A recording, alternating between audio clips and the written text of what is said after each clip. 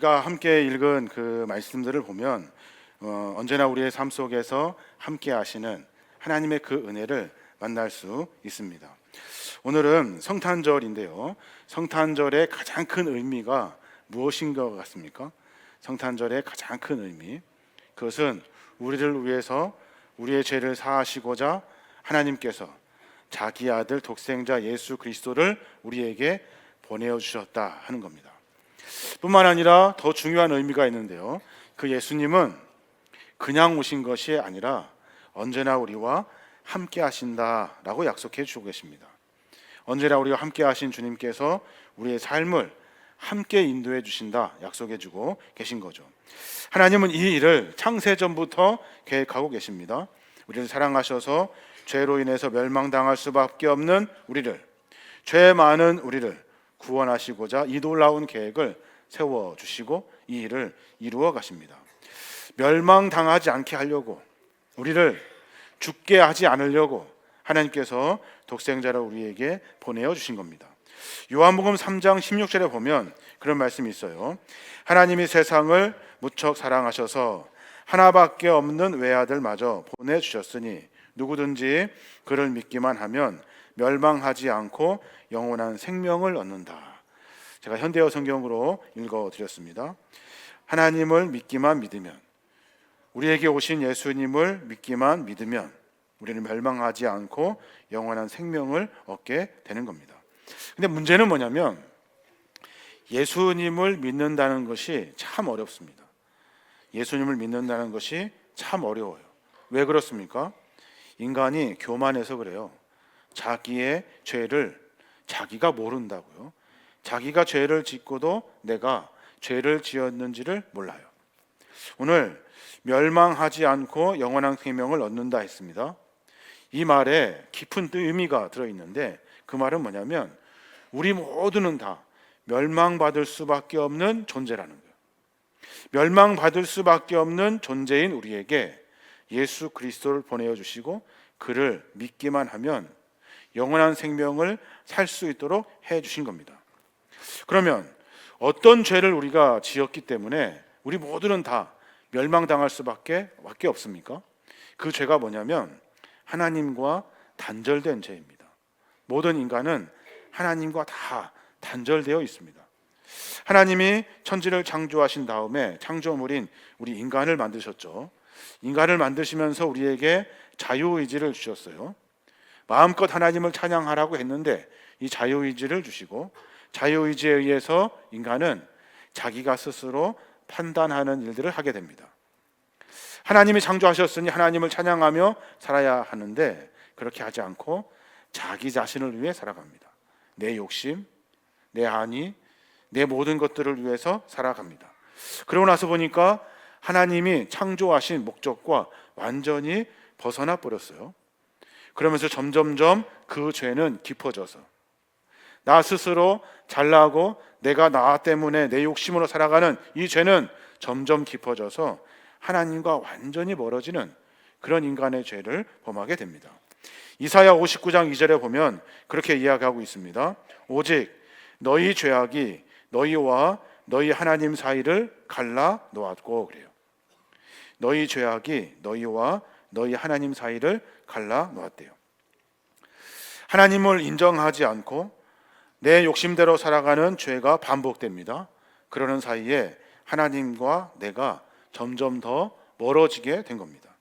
이러한 죄를 인정하고 예수님을 나의 구원자로 인정하고 받아들이고 영접하고 하나님을 놓치지 않기 위해서 매번 살아가는 신앙의 삶을 살아야 할 터인데 우리는 하나님의 그 사랑을 완전히 외면하고 늘 언제나 자기 욕심으로 살아가는 우리의 모습을 보게 됩니다. 사랑하는 여러분, 여러분이 먼저 고백하실 일이 있습니다. 저 여러분이 고백할 일이 뭐냐면 나는 하나님의 사람이라는 거예요.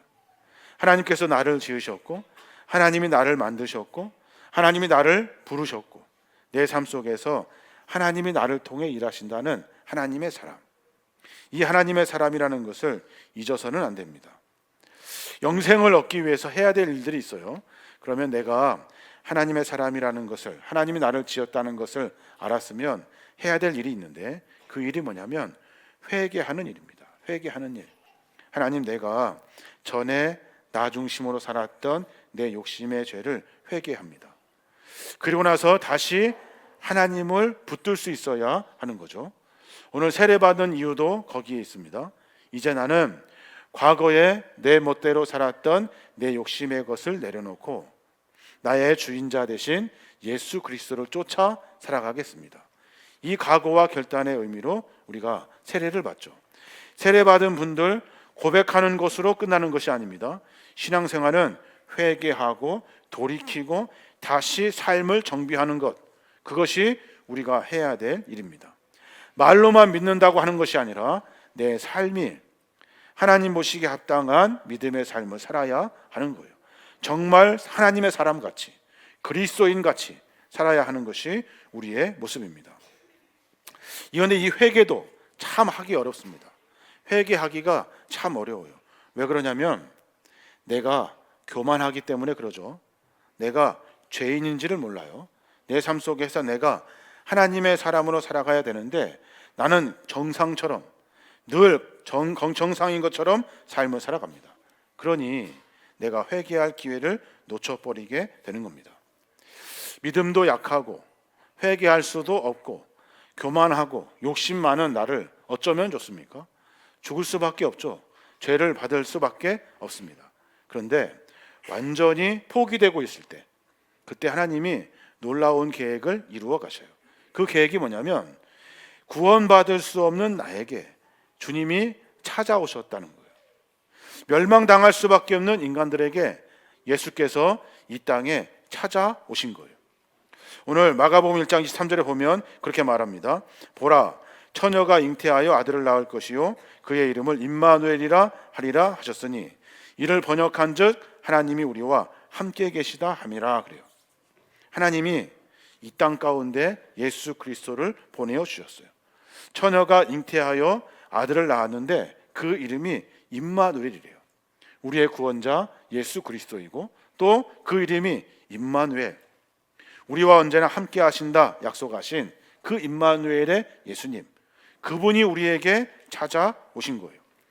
내가 죄인인 줄도 모르고 살아가는 교만, 나에게 이 수많은 죄가 있는데 이 죄 가지고는 주님을 믿을 수 있도록 내가 주 앞에 나아갈 수도 없습니다. 내가 하는 일이 계속 반복됩니다. 죄로 말미암아 멸망의 일들을 계속해서 반복합니다. 죽을 수밖에 없는 존재인데 주님이 우리에게 찾아와 주셔요. 나에게 손잡아 주시고 거룩한 그리스도인으로 불러주십니다.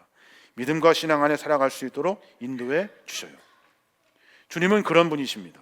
다른 종교는 내가 열심히 무언가 해서 내가 신의 마음에 들어야 모든 것을 이룰 수 있는데 우리 일은 죄된 모습 그대로 하나님은 우리에게 찾아와 주시고 우리의 죄를 용서해 주시고 우리의 삶 속에서 하나님과 동행하게 하시는 축복을 허락해 주셔요. 이게 다른 신과 다른 하나님과의 거룩한 관계를 말합니다. 그럼 우리가 해야 될 일은 뭘까요? 간단합니다. 하나님을 인정해내는 일을 해야 됩니다. 그렇습니다. 나는 하나님의 사람입니다. 하나님이 나를 창조하셨습니다. 하나님은 나의 주인이십니다. 이것을 인정해내는 것, 이 고백을 매일같이 매 순간마다 반복하는 것, 이것이 우리가 해야 될 일입니다. 함께 한다는 것, 이 고백을 통해서 하나님은 우리와 함께 하심을 이루어냅니다.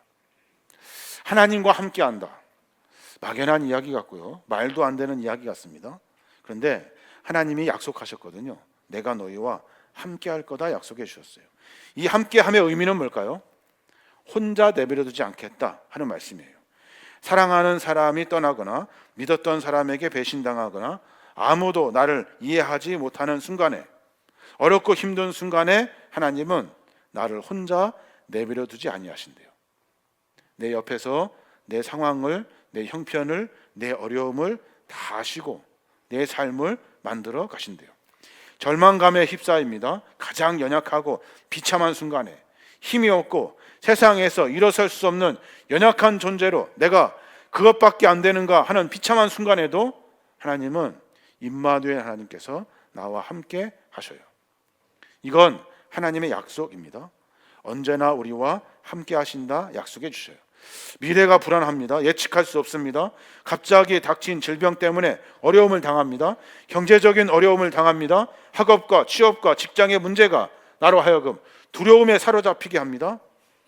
근데 그 순간에도 하나님은 우리와 함께 하신다 약속해 주셔요.